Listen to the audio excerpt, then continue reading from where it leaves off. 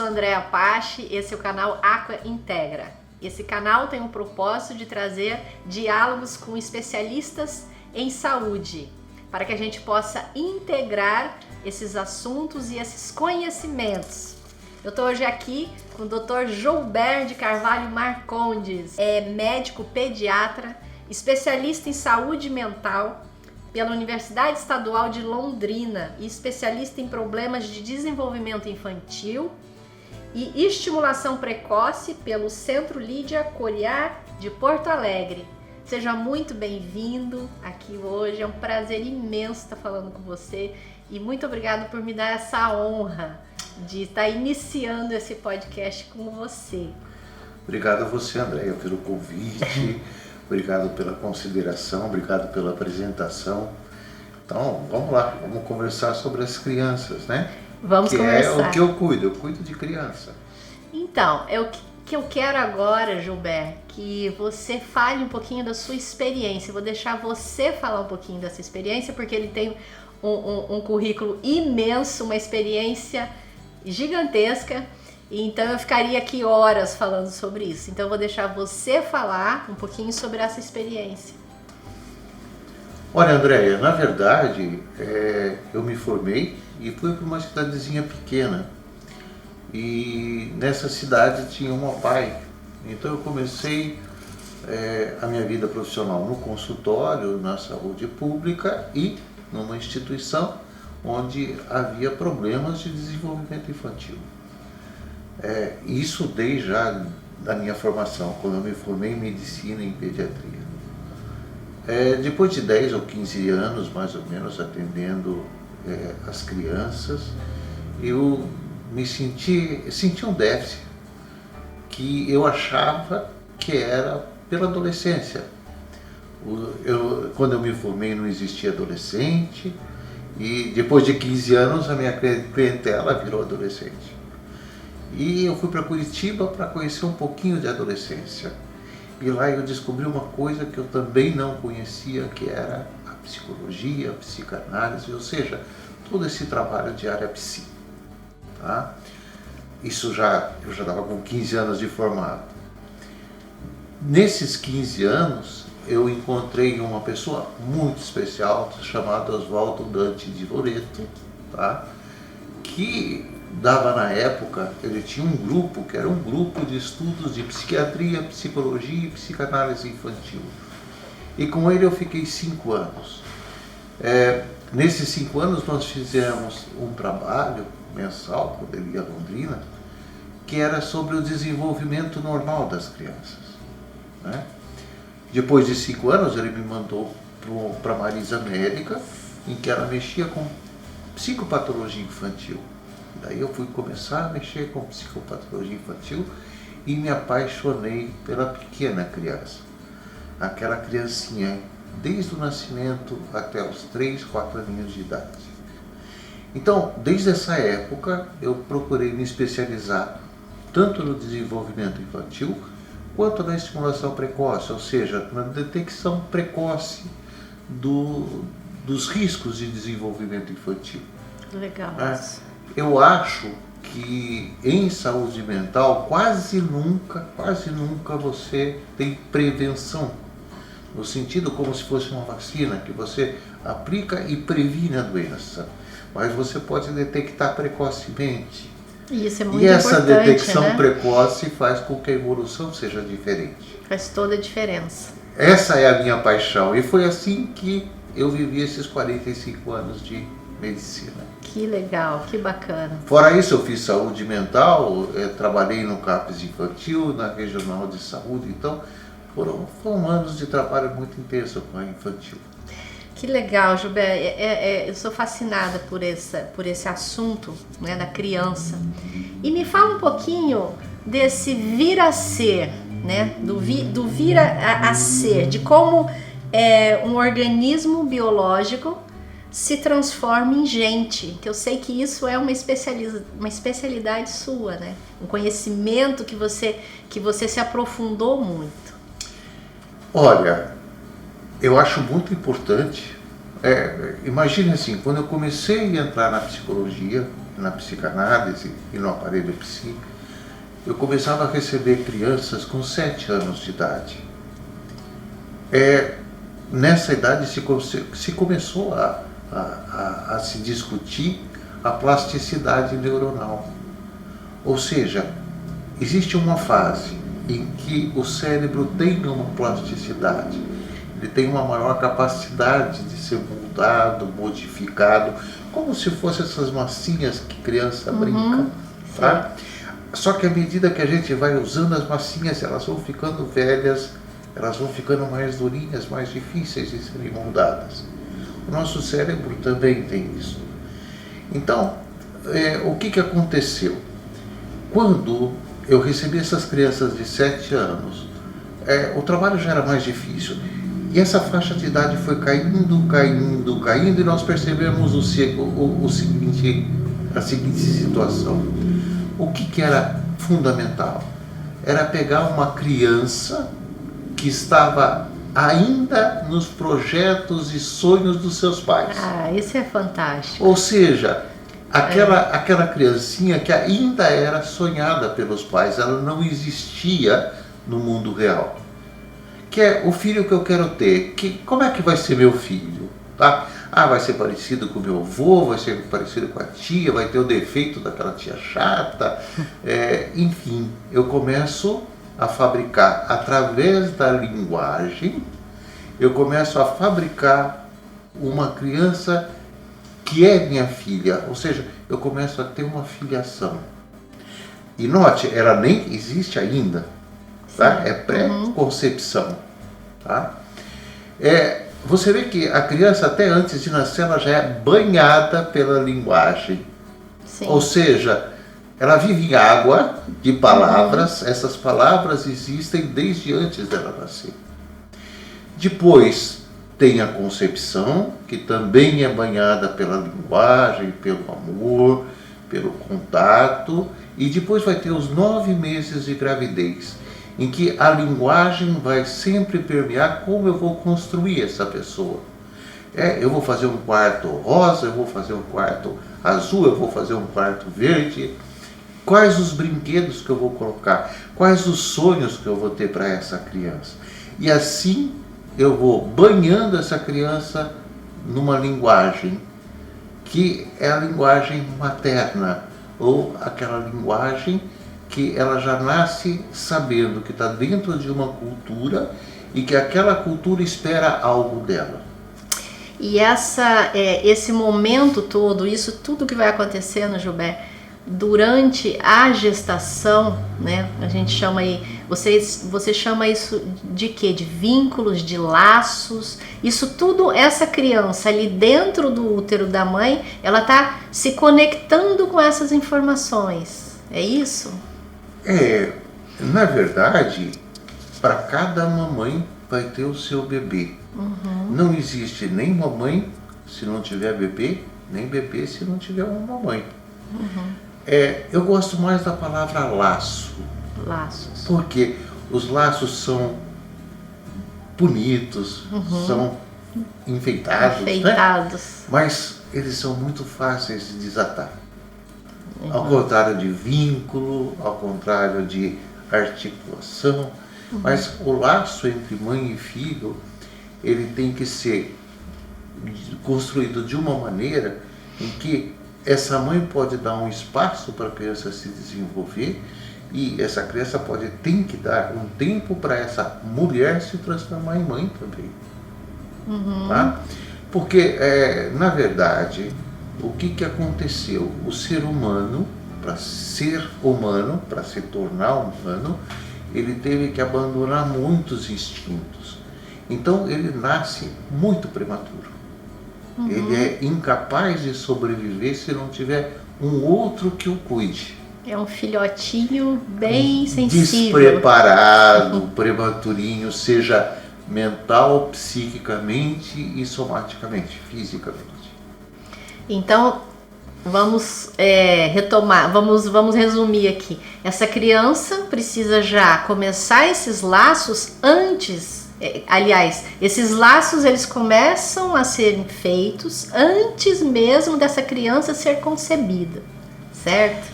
Correto. Com a mãe e o papel do pai. Como que vem o pai nessa história? Acontece que pai e mãe são funções. Eles não são homens e mulheres, eles não são sexados, ou seja, não depende do sexo. São funções que as pessoas exercem. Acredita o seguinte, Deus disse, olha, nós precisamos de um outro homem para nos tornarmos seres humanos, mas não necessariamente de mamãe e papai biológico. Então, o que nós precisamos é de que alguém, homem, mulher, uma babá, uma titia, uma vovó, alguém, tá? Um tio, um avô de referência, exerça essa função paterna ou materna. O grande problema são aquelas crianças que não nascem sem serem esperadas, sem serem desejadas.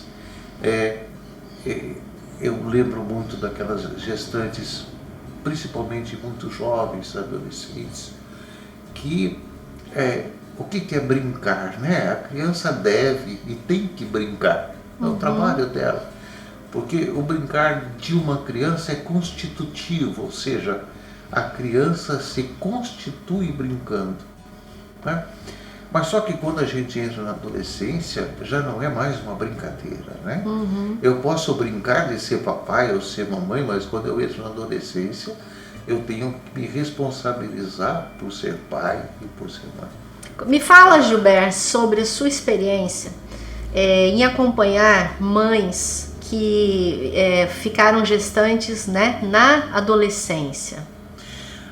Pois é, André, a primeira experiência que eu tive com mãe adolescente foi mais ou menos em 2010, 2011, em que eu fui encarregado pela Secretaria de Saúde de diminuir o índice de mortalidade infantil daquela cidade.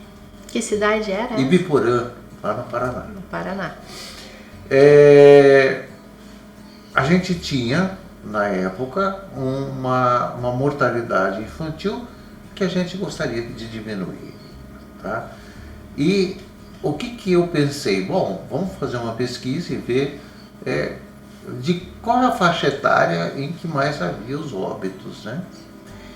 E a gente descobriu que mais de 60% ou 70% das crianças que iam a óbito no primeiro ano de vida, então, que tinham nascido vivas, mas que morriam antes de completar uma linha de vida, eram filhos de mães adolescentes. Por quê? Primeiro, uma quantidade muito grande de bebês prematuros, né? Acho que isso dá até para entender que aquela mamãe era adolescente. Primeiro, a gestação foi meio no susto. Ela estava praticando a sexualidade e não querendo a maternidade. Isso. Ela não estava preparada para a maternidade. Existe aí um atraso na consciência de que está grávida, um atraso na procura do serviço de saúde, um atraso no cuidado. E existe também a imaturidade de se colocar em risco. Certo. Então, essa mamãe adolescente tinha mais bebês prematuros. Por outro lado, também esses bebês corriam mais riscos no período neonatal, onde o nenenzinho mais dependia do cuidado materno. E como vocês conseguiram, me conta agora, qual foi o resultado desse trabalho, onde vocês atuaram e como vocês fizeram esse trabalho? A primeira coisa que a gente fez foi levantar as calças, né? Levantando as calças, nós montamos um ambulatório interdisciplinar. Ou seja, nós atendíamos essas mães que eram bebês de risco, ou porque eram mães adolescentes, ou porque tinham nascido prematuros, ou porque tinham alguma alteração no período neonatal, ou porque era um baixo peso, ou a mãe que estava com dificuldade para amamentar, ou seja, qualquer fator que poderia me aumentar a mortalidade infantil. Tá? Ela era atendida nesse ambulatório E ela não era atendida por mim só. Era um ambulatório que a gente chama de interdisciplinar. Legal. Ou seja, eu tinha o pediatra, o fonoaudiólogo, que era especialista em aleitamento materno, a enfermeira, que também tinha uma vivência muito grande na área neonatal, a fisioterapeuta, que nos ajudava para que a criança montasse as posturas de desenvolvimento. Quem mais? Era a fono, enfermagem, o médico, a fisioterapeuta. Basicamente eram esses quatro no início. Depois se acrescentou um dentista, porque é muito legal como os dentistas acabam puxando a necessidade da saúde dental para a saúde mental. É mesmo? Então, eles têm uma atuação brilhante nessa área. E eles entravam aí com as mães adolescentes? Com as mães adolescentes e seus bebês, porque a gente sempre atendia em dupla. E eles conseguiam detectar?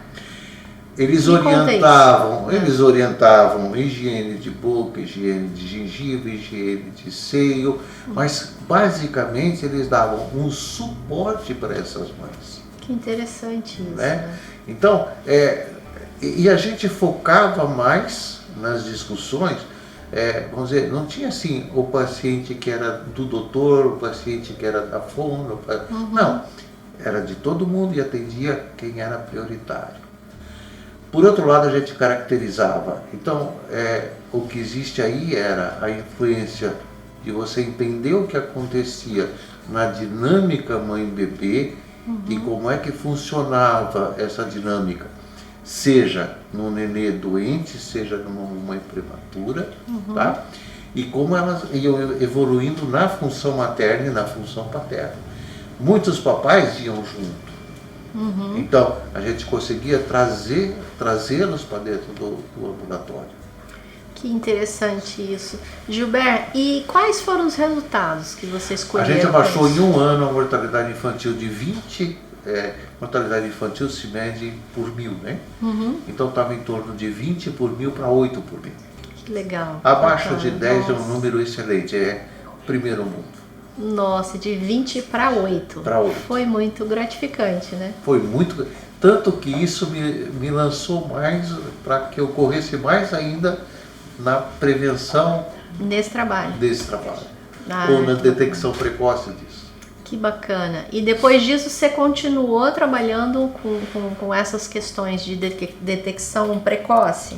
Sim. Daí, na verdade, o foco era muito mais fazer a detecção precoce daquelas crianças que tinham algum risco de atraso de desenvolvimento. E aí vocês conseguiam antecipar, né, muitos problemas com essas crianças e tiveram resultados muito positivos com isso, né? Sim, já nesse tempo, você vê, nós estamos falando aí de 2013, então são 10 anos atrás.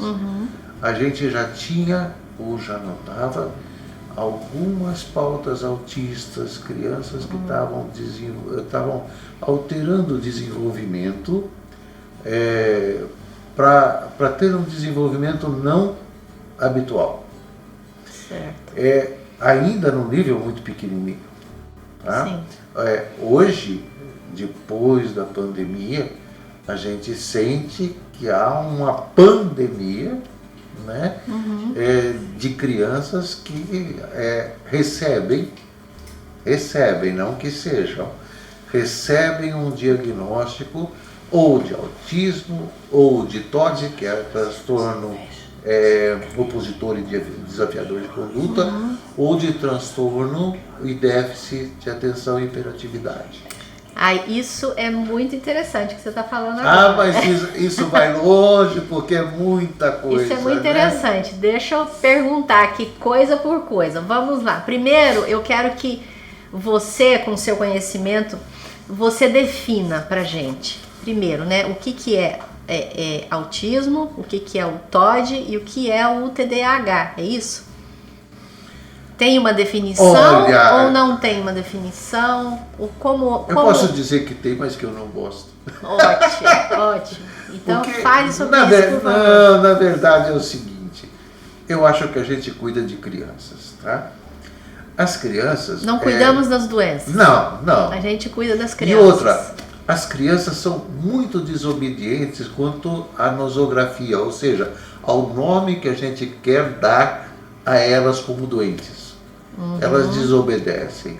Então, quando você define o transtorno opositor e desafiador de conduta, o TOD, tá? Você está falando de crianças grandes. Agora, se eu pego uma criança aí de 2 aninhos, 3 aninhos, ela nunca vai preencher aquilo tudo. Como que é feito hoje, por exemplo, esses diagnósticos? Como que eles são feitos? Na maioria das vezes, eles estão feitos através de um checklist. Ou seja, é uma série de perguntas. Eu vou te dar um exemplo que eu acho mais fácil, né? Vamos dizer assim, o seu filho atende quando chamado pelo nome? Bom, tem uma mãe que me procura porque diz, meu filho, eu já chamei ele 2 vezes e ele não me atende. Bom, mas aí existem algumas coisas. Primeiro, o que é que essa criança estava fazendo nessa hora? Então, a mãe não se dá conta de que ele estava dentro de uma circunstância, ou dentro de um ambiente em que ele estava distraído, estava atento a uma outra coisa. É lógico, se uma criancinha está brincando num jogo muito interessante para ela, ela nem vai te ouvir, eu também não ouço. Certo, e aí ela não vai te respondendo, mas vai te lógico atender. Que não vai, né? Então, a gente precisa circunstanciar essas perguntas. E o teste, o checklist, não faz isso. O checklist uma pergunta de checklist. Sim ou não. É um checklist. Quer dizer, então não tem um abre aspas ali falando preste atenção no momento onde ele estiver fazendo isso ou aquilo. Não, assim. não. Simplesmente você vai chamar a criança aleatoriamente. Essa mãe, ela é orientada corretamente? Não. E tem um outro fator, né, que eu acho que é importante. Na verdade, esses checklists, eles são orientados para o diagnóstico da patologia. Tá, então, eles melhor. procuram a doença. Entendi, tô entendendo. Quando você faz um checklist, eu estou procurando a doença, não a saúde. Olha, que informação importante Então, na verdade, se eu estou procurando a doença, eu acho que a melhor resposta disso por exemplo, pega a estátua de Davi. Quando o Michelangelo estava pensando em Davi, fazer o Davi, ele fazia o seguinte, ele ficou um tempão observando só o mármore. Tá? Porque o Davi estava dentro do mármore, mas só ele que via. Depois ele levou alguns anos para que, esculpindo, ele nos mostrasse o que ele via dentro da peça de mármore. Certo. A criança é a mesma coisa. Quer dizer, se eu olho e diagnostico ela como autista, ela passa a ser do domínio da medicina. Tá?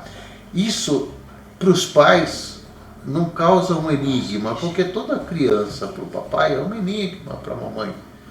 A gente sempre olha para a criança e pergunta, puxa, o que ela quer de mim? Né? Ela está com fome?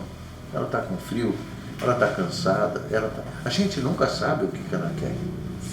E quando a gente se pergunta o que ela quer, nós estamos dando uma chance para que ela responda. O que ela quer. O que ela quer. E quando você faz, então deixa eu ver se eu entendi. Quando você faz esse checklist, você está entregando na mão, né, da medicina ou daquele checklist do profissional, está entregando esse enigma para que eles te respondam. Não, acaba o enigma, ele é um autista. Entendi. Se ele é um autista, ele vai se comportar como autista, ele vai crescer como autista. Ou seja, ele não é mais problema meu, ele não é meu filho. Eu não preciso filiá-lo mais. Ele é filiado à ciência. Então daí eles vão ter um método de tratar Então daí ele não vai ser mais o meu filho. Eu não vou ensinar para ele quais são os meus ideais éticos, quais são os meus ideais morais, como é que eu gostaria que fosse a família. Isso é muito importante, né, Gilberto? O que você está me falando é muito importante, né? Para não dizer assim, diferente, porque a gente não está ouvindo isso de um médico especialista no seu gabarito, com a sua experiência, a gente não ouve isso, né? Qual é a tua experiência com crianças autistas? Quanto tempo você trabalha com isso? Desde 95, dá quantos anos? É bastante, né? Bastante. Mas, porque na verdade, o que a gente tem que pensar é que você quer adestrar teu filho, adestramento mesmo, né? Ou você quer... Por que imagina o seguinte, dá um trabalho danado tirar a fralda de um filho, não dá? Dá, muito. Tá? Muito. É trabalhoso. Dar comida, tirar a fralda, correr atrás da criança. Isso, mas imagina o seguinte, qual é a vantagem de uma criança ser desfraldada para ela? Nenhuma. Ela vai ter que parar de brincar, ela vai ter que tirar a roupa, ela vai ter que procurar um banheiro, ela vai ter que ter um vaso sanitário, ela vai ter que chamar a mamãe ou o papai para limpar, ela tem que fazer um monte de coisa e inclusive interromper as atividades dela. Por que ela faz isso? Porque tem alguém ali incentivando e ensinando. Isso, porque a mamãe diz, não, vamos lá, tá na hora. Tá na hora, já tem 2 anos, vamos tirar as fraldas, vamos... E ela quer dar o prazer para essa pessoa de fazer, dela ver aquele filho crescer. Então, na verdade, é princípio de prazer mesmo. A criança para de fazer cocô na calça, para de usar fraldinha, porque a mãe quer. E ela faz isso para agradar a mamãe. Porque a mãe jubila, a mãe fala, olha, o Joãozinho parou de fazer cocô na calça. O Joãozinho não usa mais fralda. Ou a Mariazinha começou a andar, hora, todo mundo anda, né? Mas só que quando a Mariazinha andou, a mãe fica super feliz. É isso que a criança quer.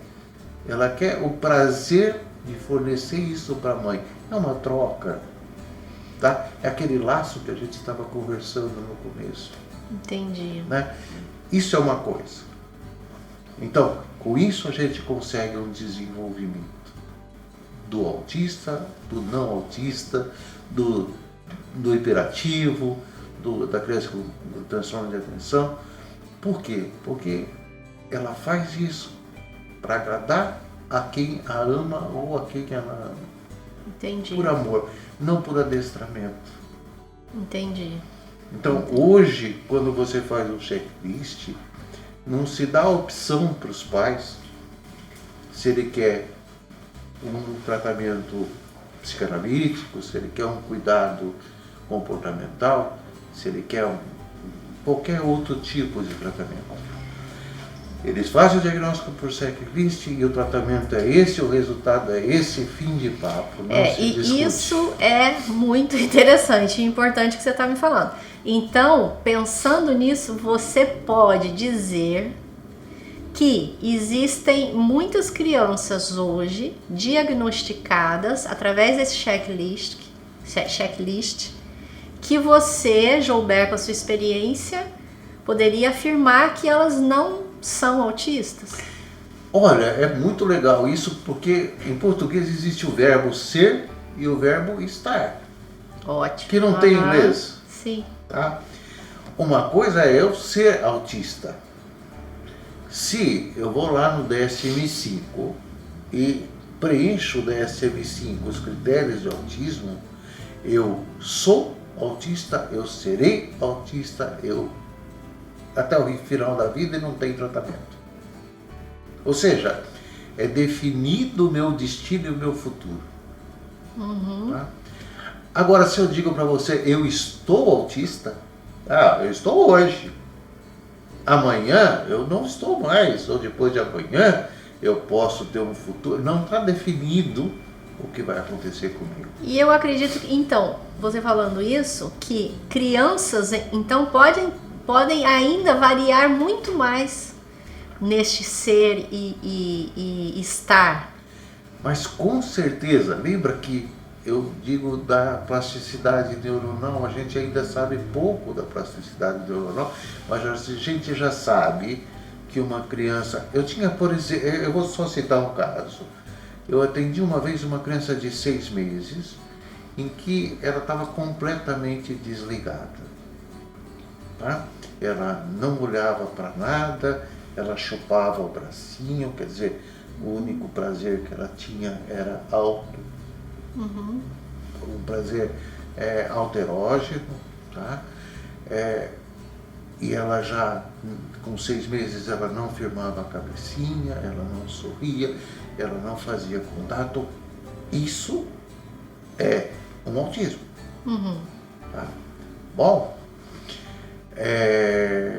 essa criança estava numa casa-abrigo pela promotoria, porque a mãe... Bom, uma série de coisas. Tá? O que aconteceu? Essa criança foi para um lar adotivo, tá?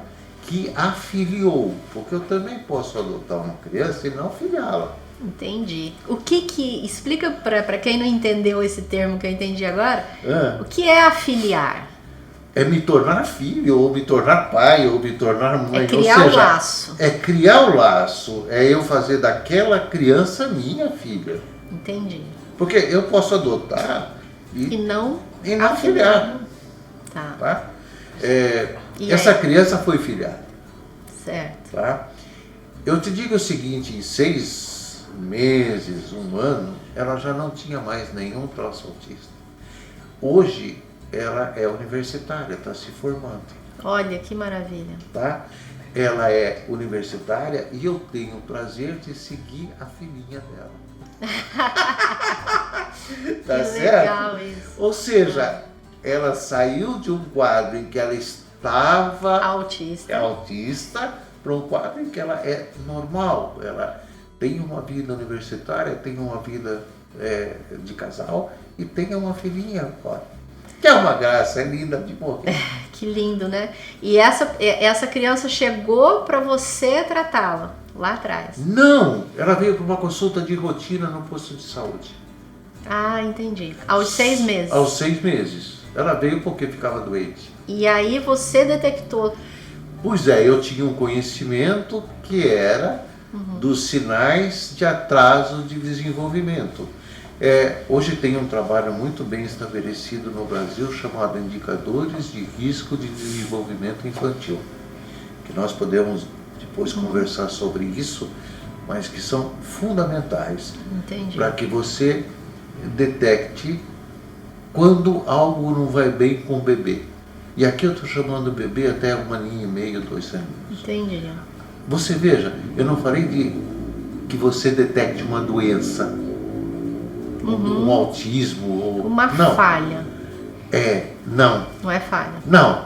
É quando algo não vai bem. Eu olho para o neném e falo assim, esse nenê tem alguma coisa de errado com ele. O que é? Não sei. Vamos atrás. É o enigma que a gente precisa para ser papai e mamãe. E me diga uma coisa, se essa criança hoje, de 6 meses, chegasse e tivesse o seu diagnóstico feito por esse checklist, você acha que a vida dessa criança poderia ter sido diferente? Eu não posso supor, porque cada pessoa... Sim. Né, é muito individual, única, né? É muito individual. Mas se eu a trato como autista, ela não teria nenhuma chance, né? De sair daquele lugar. De sair daquele lugar. Entendi. Mas eu podia correr o risco dela ser adotada numa família que não afiliasse. Quantos filhos adotivos eu tive que não foram filiados e que desenvolveram problemas psiquiátricos depois? Entendi. Gilberto, outra coisa, uma pergunta assim que eu já te fiz e vou fazer aqui de novo. Com a sua experiência, o que as causas que vocês detectaram, você detectou, que levam crianças a desenvolverem autismo? Existe uma percepção, existe alguma pesquisa, ou a tua experiência te trouxe alguma informação relevante em relação a isso? Me trouxe uma informação importantíssima que a gente não sabe ainda. Nada. Nada. Não sabe Tem muita nada. coisa para aprender. A gente sabe assim, existem alguns genes, ou seja, genética, que ajudam muito, no sentido assim, eles estão presentes, pode ou não desenvolver autismo. Acho que vale a pena a gente discutir aqui o que é patognomônico. Uma palavra difícil, mas é assim. Se eu pego uma pessoa, qualquer pessoa, tá, que tenha pressão alta, tá, uma criança, geralmente aí na base de 6, 7 anos, eu vou examinar, ela está inchada, com pressão alta e fazendo xixi com sangue. Esses 3 sinais são patognomônicos de nefrite, não dá para ser outra doença. Tá? Ou seja, eu consigo ter sinais e sintomas específicos de uma doença. Autismo não tem isso. Nenhuma doença mental, nenhuma patologia mental tem um sinal patognomônico daquela doença. Ela varia de pessoa para pessoa e ela varia no estágio de vida de cada pessoa. E isso também varia, por exemplo, vamos chamar de personalidade de campos, personalidade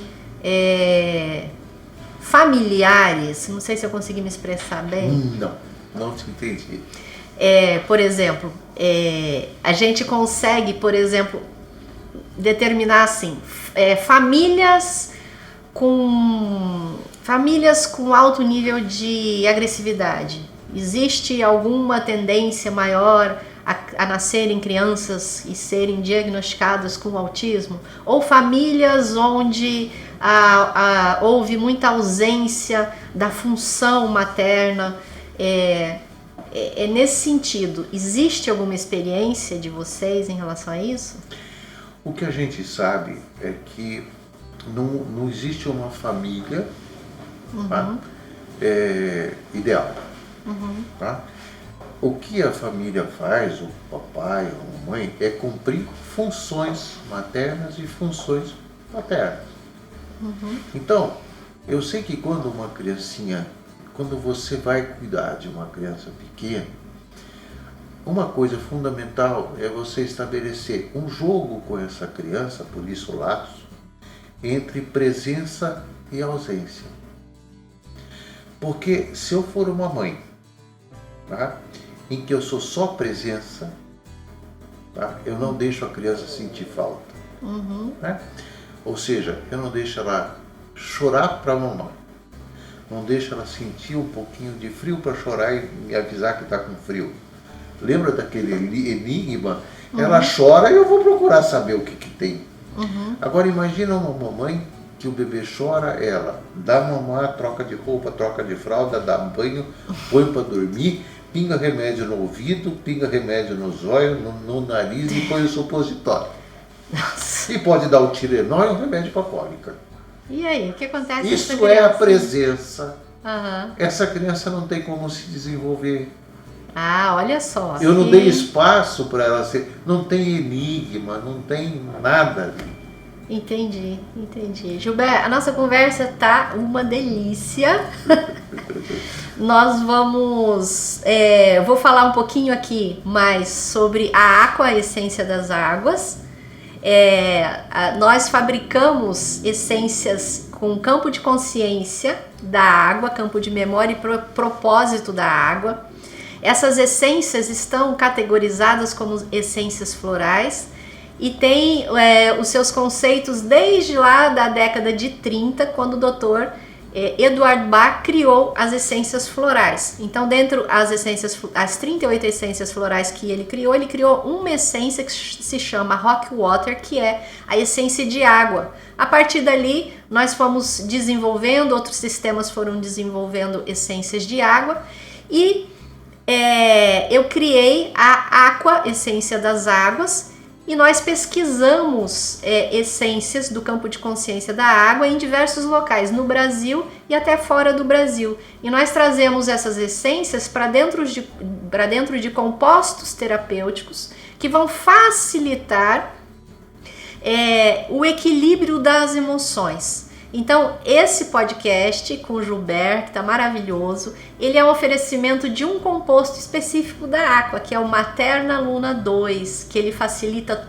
ele consegue ajudar e facilitar a criação desses laços que o Gilbert trouxe aqui pra gente. A gente vai encerrando por aqui essa parte, Gilbert, e a gente vai ficar para outras partes, a gente vai trazer ali parte 1, parte 2, parte 3, parte 10... Certo. Tá? É um prazer enorme estar aqui com você hoje. Bom. Adorei. Mas vai ter mais, vão ter outras partes, tá? A gente só tá encerrando agora essa parte 1. Um beijo, muito obrigada. Obrigada pra você. Obrigada.